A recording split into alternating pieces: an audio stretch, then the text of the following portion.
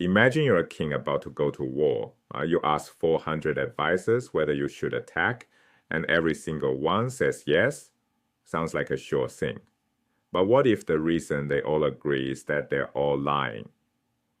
In 1 Kings 22, 400 prophets unanimously endorse a military campaign. One lone dissenter says they're all wrong. The king hates him for it.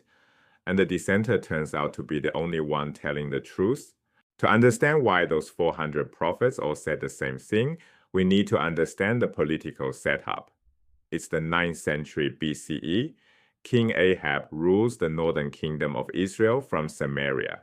King Jehoshaphat rules the southern kingdom of Judah from Jerusalem.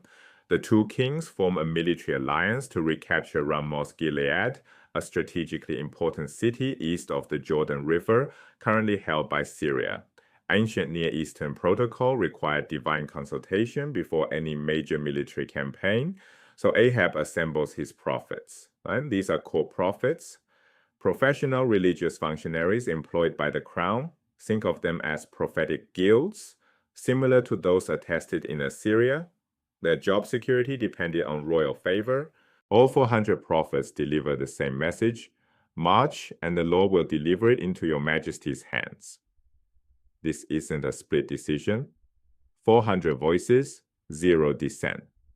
One prophet named Zedekiah even performs a dramatic symbolic act, brandishing iron horns to represent military victory. The visual weight of that unanimity creates enormous pressure. 400 professionals, all backed by the institution of the crown, all saying the same thing. But King Jehoshaphat of Judah senses something is off. He asks, "Is there not another prophet of the Lord we can consult?" Ahab's response reveals everything.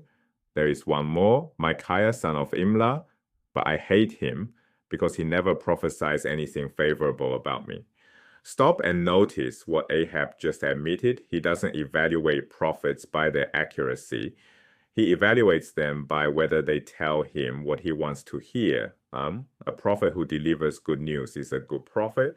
A prophet who delivers bad news is a bad prophet. That's Ahab's entire framework. Right? They send a messenger to fetch Micaiah, and the messenger says something remarkable.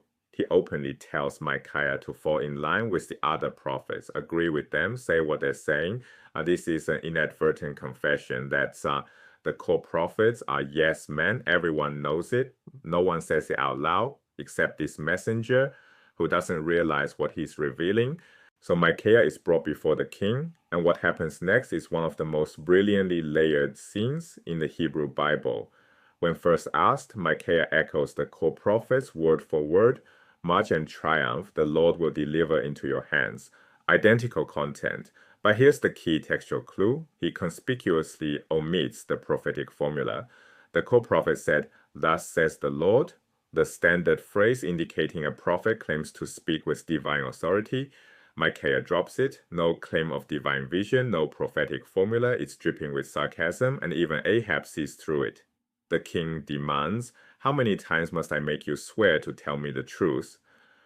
The true prophet mimics the false prophets to expose the absurdity of the entire system. Pressed for the truth, Micaiah delivers his first real vision. "I saw all Israel scattered over the hills like sheep without a shepherd."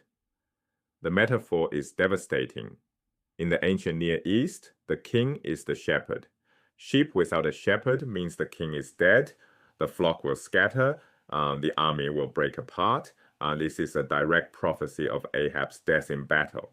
Then Micaiah delivers his second vision, the theological centerpiece of the entire narrative. He describes the heavenly court.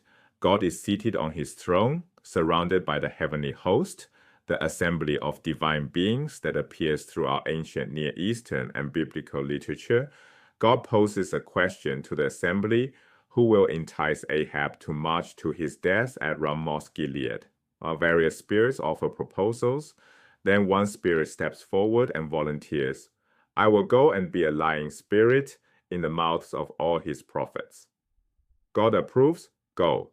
You will succeed. Micaiah is telling Ahab something staggering. Your 400 prophets aren't just wrong. God himself put the lies in their mouths. Their false prophecy is part of your punishment. This is the same theological logic as the Exodus narrative. God doesn't merely predict Pharaoh's stubbornness.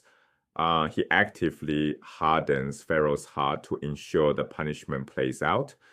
Similarly here, God doesn't merely allow false prophecy, he actively deploys it. In both cases, the target has already chosen defiance. Ahab earned his judgment through the murder of Naboth and systematic idolatry. The lying spirit ensures that Ahab's own willful blindness leads to its natural consequence.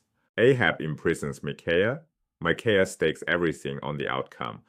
If you ever come home safe, the Lord has not spoken through me.